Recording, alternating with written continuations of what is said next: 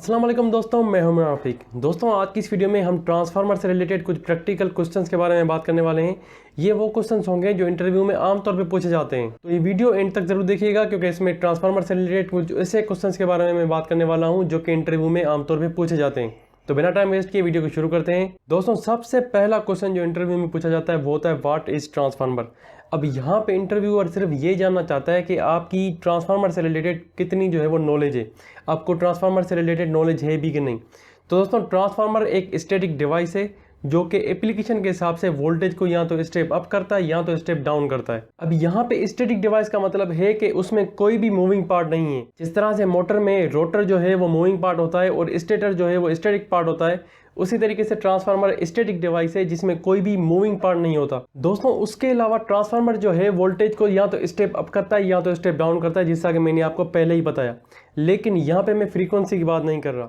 Transformer या तो voltage को स्टेप अप करके करंट को स्टेप डाउन करता है या तो वोल्टेज को स्टेप डाउन करके करंट को स्टेप अप करता है, लेकिन वो फ्रीक्वेंसी को चेंज नहीं करता। तो ये बात आप जो है वो अपने जहन में रख लें। ट्रांसफार्मर फ्रीक्वेंसी पे काम नहीं करता, ट्रांसफार्मर सिर्फ वोल्टेज पे काम करता है और उसके पावर रेशियो के हिसाब से वो जैसे वोल्टेज को स्टेप अप करता है उसी तरीके से वो करंट को स्टेप डाउन कर लेता है, ताकि पावर जो है वो दोनों तरफ सेम रहे। ये भी बात आपको यहाँ पे नोट करने की है कि ट्रांसफार्मर में इनपुट पे जो पावर होता है आउटपुट पे भी वही पावर होता है, लेकिन वोल्टेज जो है वो या तो स्टेप अप होती है या स्टेप डाउन होती है, उसी तरीके से करंट भी स्टेप अप या स्टेप डाउन होता है। दोस्तों, अगर आपको ये जानना है कि ट्रांसफार्मर की रेटिंग केवीए या एमवीए में क्यों होती है और किलोवाट में क्यों नहीं होती और पावर फैक्टर का इसके साथ क्या लेना देना है, तो आपके पास आई बटन में वीडियो आ रही होगी, या तो वीडियो के एंड में आपको वो भी वीडियो मिल जाएगी, या तो डिस्क्रिप्शन में भी उसकी जो है वो लिंक होगी, आप वहां से देख सकते हैं। दोस्तों, उसके बाद क्वेश्चन आता है what are the types of transformer, यानी कि ट्रांसफार्मर के कितने टाइप्स हैं या कौन कौन से टाइप्स हैं। ये क्वेश्चन भी इंटरव्यू में पूछा जाता है। तो अगर आप उनको थ्योरेटिकली जवाब देना चाहें तो आप दे सकते हैं कोर टाइप ट्रांसफार्मर और शेल टाइप ट्रांसफार्मर। लेकिन क्योंकि आप प्रैक्टिकली आप इंटरव्यू में खड़े हुए हैं तो वहाँ पे आपको ये थ्योरेटिकली जवाब नहीं देना चाहिए, क्योंकि इन ट्रांसफार्मर के बारे में कहीं पे भी बात नहीं होती। जो बात होती है ट्रांसफार्मर के बारे में वो होती है उसके आउटपुट के बेसिस पे, यानी कि आउटपुट की वोल्टेज जो है वो अगर स्टेप अप करके दे रहा है तो वो स्टेप अप ट्रांसफार्मर हो गया, और स्टेप डाउन करके दे रहा है तो ये स्टेप डाउन ट्रांसफार्मर हो गया। आउटपुट के बेसिस पे जो ट्रांसफार्मर की बात होती है वो स्टेप अप ट्रांसफार्मर और स्टेप डाउन ट्रांसफार्मर्स होते हैं। एक होता है स्टेप अप ट्रांसफार्मर, जिसमें आप मान लीजिए एक ट्रांसफार्मर का एग्जांपल ले लेते हैं 11 kV बाय 66 kV। तो आप जैसे ही वहाँ पे 11 kV पे इनपुट सप्लाई देंगे तो आउटपुट में उसकी 66 kV आपको जो है वो रिटर्न में देगा। तो इसका मतलब है आप जो प्राइमरी दे रहे हैं वो वोल्टेज कम है और सेकेंडरी आपकी स्टेप अप करके आपको ज़्यादा वोल्टेज दे रहा है, तो ये आपका स्टेप अप ट्रांसफार्मर हो गया। स्टेप डाउन ट्रांसफार्मर आप उसी ट्रांसफार्मर को यूज़ कर सकते हैं। इसी एग्जांपल में अगर वो 11 kV बाय 66 kV है, अगर आप प्राइमरी की सप्लाई 66 kV में दे रहे हैं तो आपको जो सेकेंडरी मिलेगी वो मिलेगी 11 kV। तो आपने प्राइमरी वोल्टेज जो है वो ज़्यादा दी है, सेकेंडरी वोल्टेज आपको कम मिल रही है, तो इसका मतलब है ये स्टेप डाउन ट्रांसफार्मर हो गया। अब दोस्तों, यहाँ पे समझने की बात ये है कि मैंने कहा एक ही ट्रांसफार्मर जो है वो स्टेप अप के लिए भी यूज़ हो सकता है, स्टेप डाउन के लिए भी यूज़ हो सकता है। ये इंटरव्यू में क्वेश्चन पूछा भी जाता है इसके रिलेटेड कि क्या एक ही ट्रांसफार्मर स्टेप अप के लिए और स्टेप डाउन के लिए यूज़ हो सकता है। तो हाँ, स्टेप अप और स्टेप डाउन के लिए एक ही ट्रांसफार्मर यूज़ हो सकता है, लेकिन वो एट अ टाइम दोनों के लिए यूज़ नहीं हो सकता। एक ही ट्रांसफार्मर एट अ टाइम या तो वो स्टेप अप के लिए यूज़ होता या तो फिर स्टेप डाउन के लिए यूज़ होगा, क्योंकि आप इनकमिंग सप्लाई जो उसको दे रहे हैं वो परमानेंटली दे रहे हैं। अगर यहाँ पे जैसे मैंने एग्जांपल लिया 11 kV बाय 66 kV, तो अगर आप 11 kV पे 11 kV सप्लाई प्राइमरी जो है वो कंटिन्यूसली दे रहे हैं तो आपकी प्राइमरी वोल्टेज 11 kV हो गई। अब सेकेंडरी पे आपको वो 66 kV देगा, तो आपकी जो प्राइमरी वोल्टेज है यहाँ पे 11 kV है, आप सेकेंडरी आप यहाँ पे इसको ये आपका परमानेंट स्टेप अप ट्रांसफार्मर हो गया।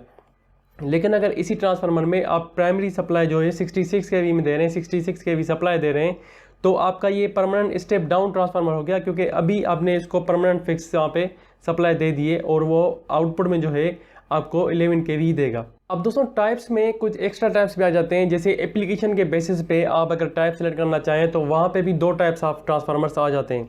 एक होता है पावर ट्रांसफार्मर, दूसरा होता है डिस्ट्रीब्यूशन ट्रांसफार्मर। अब यहाँ पे पावर ट्रांसफार्मर जो है वो ट्रांसमिशन के लिए यूज होता है। अगर मैं आपको सिंपल वर्ड्स में समझाऊं तो power transformer step up transformer होता है। अब ये ट्रांसफार्मर ट्रांसमिशन में यूज होता है। मान लीजिए आपकी कहीं भी जनरेशन जो है वो 6.6 kV हो रही है और आपको जो है वो लॉन्ग डिस्टेंस पे उसको ट्रांसफर करना है, तो आप वहाँ पे पावर ट्रांसफार्मर इंस्टॉल करेंगे। वो 6.6 kV को 132 kV, 220 kV, 500 kV या उससे भी आगे जो है वो kV में कन्वर्ट करके उसको ट्रांसमिट करेगा, ताकि उसके लॉसेज जो है वो कम हो जाए। क्योंकि मैंने आपको पहले ही बताया अगर वो स्टेप अप ट्रांसफार्मर है तो वोल्टेज को स्टेप अप करके करंट को स्टेप डाउन कर देता है ताकि लाइन लॉसेज जो हैं वो कम हो जाए, क्योंकि लाइन लॉसेज आपके वहाँ पे करंट के बेसिस पे होते हैं। उसी तरीके से वहाँ पे दूसरा जो ट्रांसफार्मर टाइप है वो है डिस्ट्रीब्यूशन ट्रांसफार्मर। अब डिस्ट्रीब्यूशन ट्रांसफार्मर का क्या काम है, जैसे मैंने आपको बताया power transformer step up transformer कहलाया जाता है, उसी तरीके से डिस्ट्रीब्यूशन ट्रांसफार्मर आमतौर पर स्टेप डाउन ट्रांसफार्मर कहलाया जाता है। ये डिस्ट्रीब्यूशन ट्रांसफार्मर आपके घरों के बाहर जो ट्रांसफार्मर लगे होते हैं उनको डिस्ट्रीब्यूशन ट्रांसफार्मर कहते हैं, जिनको आप पोल माउंटेड ट्रांसफार्मर भी कहते हैं। ये डिस्ट्रीब्यूशन ट्रांसफार्मर 6.6 kV को या 11 kV को या जो भी आपके पास जो इनकमिंग सप्लाई आ रही है, जो आपके घरों में तो नहीं लेकिन बाहर जो आ रही है, जो ट्रांसफार्मर में लग रही है, उन हाई वोल्टेज लाइंस को और उन हाई वोल्टेजेस को स्टेप डाउन करके आपके घर के लिए या इंडस्ट्रीज के लिए देता है।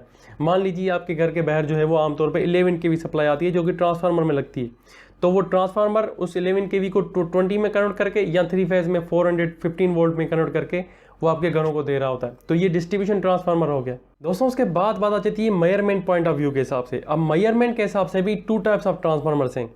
आपने नाम सुना होगा CT एंड PT। CT का मतलब है करंट ट्रांसफार्मर और PT का मतलब है पोटेंशियल ट्रांसफार्मर। अब करंट ट्रांसफार्मर यानी कि CT क्या करता है कि वो हाई करंट को स्टेप डाउन करके इतनी कम करंट में लाता है कि आप जो है वो इजीली उनको मेजर कर सकें। इसीलिए इनको इंस्ट्रूमेंट ट्रांसफार्मर भी कहते हैं और इसीलिए इनको मेजरिंग पॉइंट ऑफ व्यू से भी मेजरिंग ट्रांसफार्मर्स भी कहते हैं। ये इंडस्ट्रीज में लगे होते हैं। CT का मैं आपको एक एग्जांपल दूं, अगर आपके इंडस्ट्रीज में मान लीजिए कि 3000 एम्पेयर जो है वो इनपुट करंट है उसका, तो आप उसको मेजर किस तरह से करेंगे? कोई भी इंस्ट्रूमेंट आपका 3000 एम्पेयर इस तरह से मेजर नहीं कर सकता। CT क्या करता है, आप मान लीजिए CT के जो रेशो है वो है 4000, या मान लीजिए यहाँ पे एग्जांपल ले रहे हैं 3000/5, तो मतलब इसका कि 3000 एम्पेयर पे वो 5 एम्पेयर शो करेगा।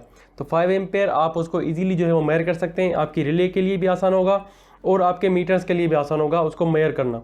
तो CT का काम है वो हाई करंट को इतनी कम लेवल पे लेके आए कि उसको आसानी से मेजर किया जा सके। उसी तरीके से PT जो है वो हाई वोल्टेज को स्टेप डाउन करके इतनी कम वोल्टेज पे लेके आता है कि उसको बआसानी वोल्टेज मीटर से चेक किया जा सके।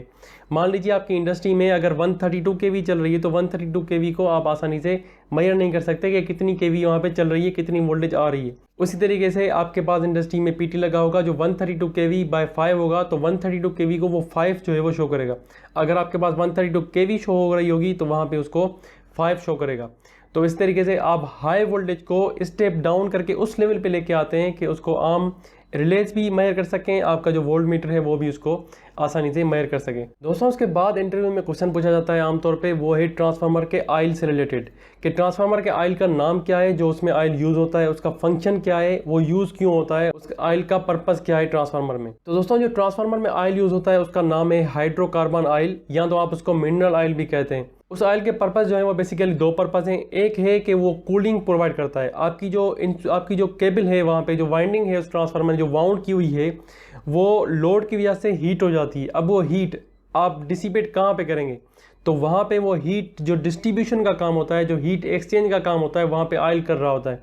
ऑयल वहाँ पे कूलेंट का काम करता है। तो बेसिकली जो फर्स्ट वहाँ पे प्रॉपर्टी आ गई उस ऑयल की, वो है कूलेंट का काम। आपकी जो वाइंडिंग है उसको कूल करने के लिए यहाँ पे ऑयल यूज़ होता है। ऑयल वहाँ पे एज अ हीट एक्सचेंजर का काम करता है। वो ऑयल की जो वाइंडिंग की जो हीट है वो खुद एब्जॉर्ब करके खुद गर्म होता है और ऑयल को वाइंडिंग को खुद जो है वो डिस्ट्रीब्यूट उसको जो है वो ठंडा रखता है। दूसरा जो काम है ऑयल का यहाँ पे वो है इंसुलेशन प्रोवाइड करना। अब वाइंडिंग में खुद भी इंसुलेशन होती है, लेकिन ऑयल क्योंकि उसकी प्रॉपर्टी ऐसी है कि वो इंसुलेशन उसमें बेसिकली होती है। अब वो जो है वो मैं इसे कहूँ कि कंडक्टर नहीं है, तो उसका जो दूसरी प्रॉपर्टी आ जाती है वो होती है इंसुलेशन की। तो ऑयल यहाँ पे एज अ कूलेंट भी काम करता है और यहाँ पे इंसुलेशन भी प्रोवाइड करता है। तो दोस्तों ये कुछ बेसिक क्वेश्चंस है जो इंटरव्यू में पूछे जाते हैं। अगर आपको वीडियो पसंद आई है तो वीडियो को लाइक एंड चैनल को सब्सक्राइब जरूर कीजिएगा। ट्रांसफार्मर से रिलेटेड दूसरी भी वीडियोज़ मैंने बनाई हुई हैं, आपकी स्क्रीन पर आ रही होंगी, या तो फिर नीचे डिस्क्रिप्शन में भी आपको जो है उनकी लिंक मिल जाएगी। आपकी स्क्रीन में भी प्ले लिस्ट भी आ रही होगी, आप वो भी देख सकते हैं।